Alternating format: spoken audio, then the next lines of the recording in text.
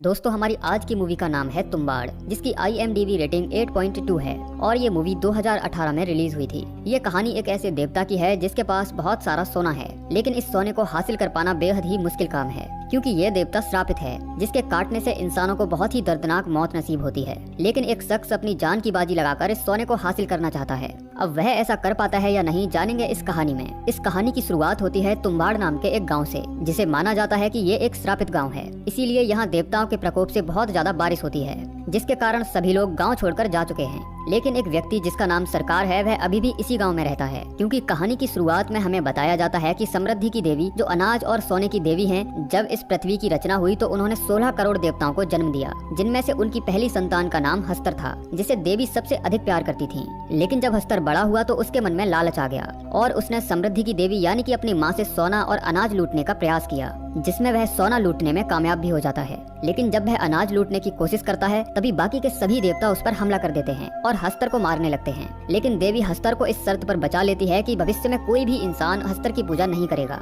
और वह हमेशा के लिए देवी की कोख में सोता रहेगा। लेकिन तुम्बाड़ गांव के लोगों ने मंदिर बनाकर हस्तर की पूजा शुरू कर दी थी और इस बात से देवता बहुत ज्यादा नाराज हो जाते हैं, जिनका गुस्सा सभी गाँव वालों पर बारिश बनकर बरस रहा है। इस गाँव में एक औरत भी रहती है जिसके 2 बेटे हैं, विनायक राव और सदाशिव। ये महिला गाँव के जमींदार सरकार के घर काम करती है, जिसे लालच होता है कि एक दिन सरकार उसे वह सोने का सिक्का देगा जो हस्तर की मूर्ति में रखा हुआ है। इस औरत के घर में एक बूढ़ी दादी भी रहती है, जो सरकार यानी कि इसी जमींदार की परदादी है, और ये बूढ़ी दादी हस्तर के श्राप से श्रापित होने की वजह से बहुत ही डरावनी दिखती है। तभी वह औरत सरकार से कहती है कि उसे अब घर जाना चाहिए, नहीं तो बुढ़िया जाग जाएगी। उधर इस औरत के दोनों बेटे अपनी माँ के घर लौटने का इंतजार कर रहे थे। जो दोनों भाई इस बात से चिंतित होते हैं कि अगर माँ के आने से पहले दादी जाग गई तो क्या होगा। फिर कुछ समय बाद वह महिला घर लौटती है और उस श्रापित बूढ़ी दादी के लिए खाना लेकर जाती है, जहां हम देखते हैं कि वह एक मोटी जंजीर से बंधी हुई है। जब वह महिला खाना देकर वापस आती है तो विनायक राव अपनी माँ से कहता है कि अगर सरकार उन्हें वह सोने का सिक्का नहीं देगा तो वे उस बूढ़ी दादी की सेवा नहीं करेंगे। तभी वह बूढ़ी दादी जोर जोर से रोने लगती है,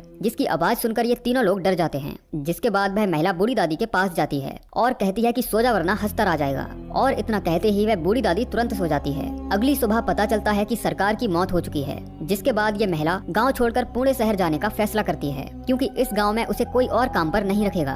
तभी विनायक राव कहता है कि हम सरकार के उस बाड़े में रहेंगे जहां बहुत सारा सोना छिपा हुआ है। लेकिन विनायक की माँ उसकी बात सुनकर नाराज हो जाती है, क्योंकि ये काम बहुत ही मुश्किल है और सरकार भी उस खजाने को नहीं ढूंढ पाया था। अब घर के बाहर बैठे दोनों बच्चे पुणे शहर जाने के बारे में बात कर रहे थे। तभी अचानक सदाशिव पेड़ की जिस टहनी पर बैठा था वह टूट जाती है और उसका सर एक पत्थर से जा टकराता है, जिसके कारण उसे गंभीर चोट आती है। फिर वह महिला सदाशिव को बैलगाड़ी से गांव के किसी वैद्य के पास लेकर जाती है, क्योंकि उस समय गांव में बैलगाड़ी ही केवल एक मात्र साधन हुआ करता था। वह अपने बड़े बेटे से कहती है कि आज बूढ़ी दादी को खाना तुझे ही खिलाना होगा, और अगर वह जाग जाए तो कहना कि सो जा दादी वरना हस्तर आ जाएगा। अब विनायक राव घर में अकेला होने की वजह से बहुत डरा हुआ था। जब वह उस दादी को खाना देने अंदर जाता है तो वह बूढ़ी दादी कहती है कि अगर तुम मेरे पास आओगे तो मैं तुम्हें खजाने का राज बताऊंगी, जो सरकार की हवेली में छिपा हुआ है। अब जैसे ही विनायक उसके पास जाता है तो वह बूढ़ी दादी जंजीर से विनायक को बांध देती है, ताकि वह विनायक को मारकर उसे खा सके। अब विनायक उन शब्दों को याद करने की कोशिश करता है जो उसकी माँ ने जाने से पहले उसे बताए थे, लेकिन डर के कारण वह सब भूल जाता है। तभी बूढ़ी दादी उसे मारने ही वाली होती है कि उसे वह शब्द याद आ जाते हैं। वह कहता है कि सो जा दादी वरना हस्तर आ जाएगा, जिसके बाद वह बूढ़ी दादी गहरी नींद में सो जाती है। अब जब विनायक की माँ घर लौटती है तो वह अपने छोटे भाई के बारे में पूछता है, जिसके बाद वह महिला रोते हुए बताती है कि सदाशिव की मौत हो चुकी है। इस दुर्घटना से ये दोनों माँ बेटे बुरी तरह टूट जाते हैं और फैसला करते हैं कि रात में ही इस गांव को छोड़कर पुणे चले जाएंगे। लेकिन विनायक राव अपनी माँ से वापस गांव चलने के लिए कहता है, ताकि वह उस बूढ़ी दादी की मदद से खजाना ढूंढ सके, जो सरकार की उस हवेली में छिपा हुआ है। लेकिन विनायक की माँ अब कभी उस गाँव में वापस नहीं जाना चाहती थी, इसीलिए वह विनायक के हाथ में सोने का एक सिक्का देती है, जो उसे सरकार से मिलने वाला था, और विनायक को अपनी कसम देकर कहती है कि वह फिर कभी इस गाँव में नहीं जाएगा।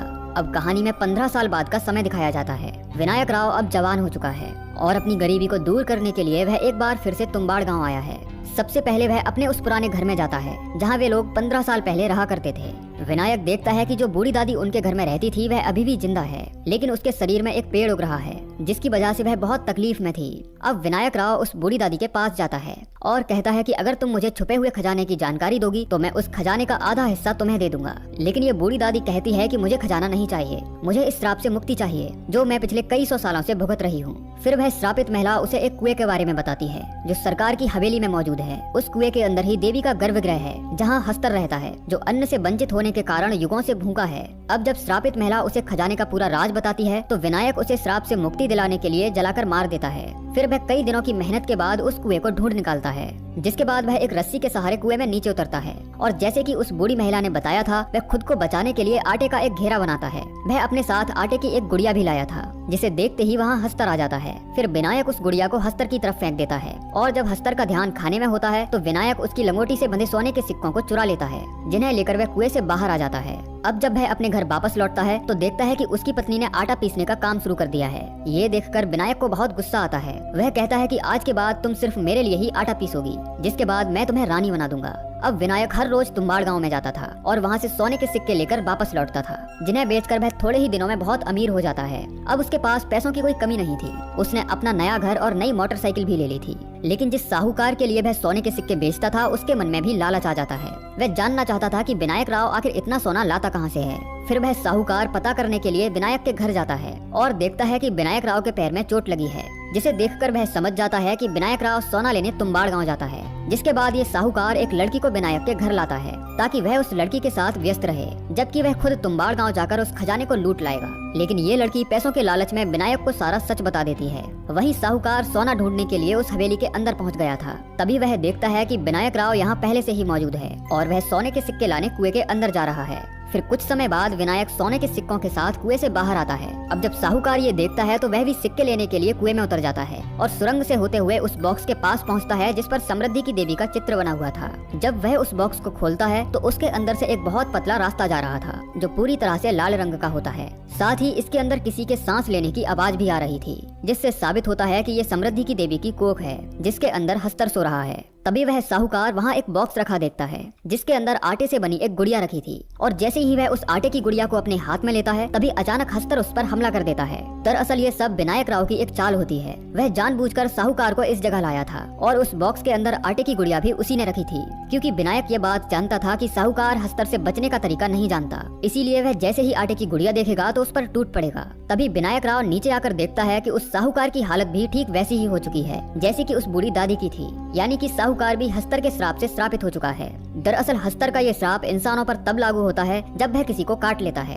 जिसके काटने से इंसानों का शरीर पूरी तरह बदल जाता है और उसके पूरे शरीर में बहुत दर्द होता है। इस श्राप से इंसानों की उम्र बढ़कर 600 से 700 साल हो जाती है। ये श्राप इतना भयानक होता है कि श्रापित इंसान अपनी मौत की भीख मांगता है, लेकिन मौत उसे नसीब नहीं होती। साहूकार भी उसी तरह तड़प रहा था जैसे कि वह श्रापित महिला तड़प रही थी, लेकिन वह विनायक राव का अच्छा दोस्त भी था। इसीलिए विनायक साहूकार को मुक्ति दिलाने के लिए उसे आग से जलाकर मार देता है और वहाँ लटकी रस्सी की मदद से ऊपर आ जाता है।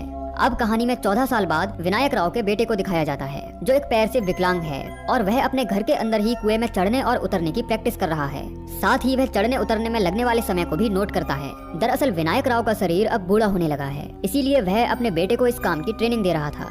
तभी एक दिन पता चलता है कि भारत सरकार ने तुम्बाड़ गांव को गोद ले लिया है, जिसके बाद विनायक राव को चिंता होने लगती है कि अब वह उस कुएं से सोने के सिक्के निकालकर नहीं ला पाएगा। जिसके बाद वह अपनी पत्नी से आटा पिसवाता है और अपने बेटे को लेकर तुम्बाड़ गांव पहुंच जाता है। वहां पहुंचकर विनायक अपने बेटे को आटे से गुड़िया बनाना सिखाता है और साथ ही उस आटे के अंदर कुछ कंकड़ भी मिलाने को कहता है, क्योंकि हस्तर कंकड़ भी चबा जाता है, जिसकी वजह से उन्हें सिक्के लूटने के लिए और ज्यादा समय मिल जाएगा। विनायक राव अपने बेटे से कहता है कि आज सिर्फ हम अभ्यास के लिए आए हैं, इसीलिए हम अपने साथ आटे की गुड़िया लेकर नहीं जाएंगे। लेकिन जब ये दोनों कुएं में नीचे उतरते हैं तो विनायक का बेटा छुपाकर आटे की गुड़िया अपने साथ ले आया था और जैसे ही वह उसे बाहर निकालता है तभी वहाँ हस्तर आ जाता है और उस आटे की गुड़िया को छीनकर खाने लगता है। तभी विनायक का बेटा हस्तर के पीछे बंधी पोटली को खींच देता है, जिसके अंदर बहुत सारे सोने के सिक्के होते हैं और ये लोग जल्दी से कुछ सिक्के उठाकर गुफा से बाहर आ जाते हैं। जिसके बाद विनायक राव अपने बेटे को बहुत डांटता है और उसे लेकर वापस अपने घर लौट आता है। फिर घर आकर विनायक अपने बेटे को वह तिजोरी दिखाता है जिसके अंदर बहुत सारे सोने के सिक्के होते हैं। जिसके बाद विनायक का बेटा कहता है कि अगर हम हस्तर को बहुत सारी आटे की गुड़िया दे दें तो वह खाने में व्यस्त हो जाएगा, जिसके बाद हम एक साथ बहुत सारा सोना लूट सकते हैं। विनायक को उसका ये आइडिया पसंद आता है और वह अगले दिन बहुत सारा आटा लेकर तुम्बाड़ गांव पहुंच जाता है और कुएं पर बैठकर गुड़िया बनाने लगता है।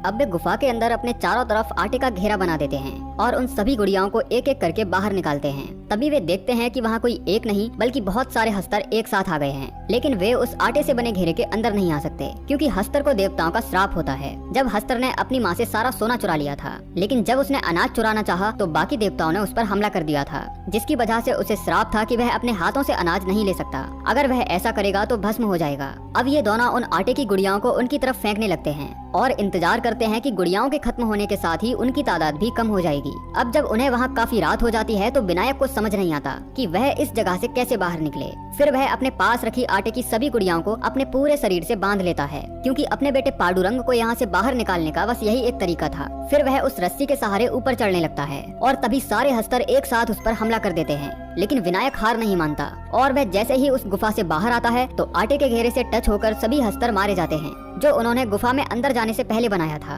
अब पांडुरंग भी उस कुएं से बाहर आ जाता है और देखता है कि उसके पिता भी अब श्रापित हो चुके हैं। विनायक की हालत भी उसी श्रापित महिला और साहूकार जैसी हो गई थी जो दर्द से बुरी तरह तड़प रहा था। फिर वह अपने बेटे को सोने के सिक्कों से भरी वह थैली देता है जिसे पाने के लिए उसने अपनी पूरी जिंदगी को दांव पर लगा दिया था। लेकिन पांडुरंग इस बार उस थैली को लेने से मना कर देता है। फिर वह हस्तर का नाम लेकर अपने पिता को सुला देता है और उन्हें मुक्ति दिलाने के लिए आग के हवाले कर देता है, जिसके बाद लालच का ये चक्र पूरी तरह समाप्त हो जाता है और इसी के साथ ये मूवी एंड हो जाती है। तो दोस्तों ये थी कहानी तुम्बाड़ मूवी की, जो जरूर आपको पसंद आई होगी। बाकी आप कमेंट करके जरूर बताइए कि आपको ये कहानी कैसी लगी। मिलते हैं अगली वीडियो में, तब तक के लिए जय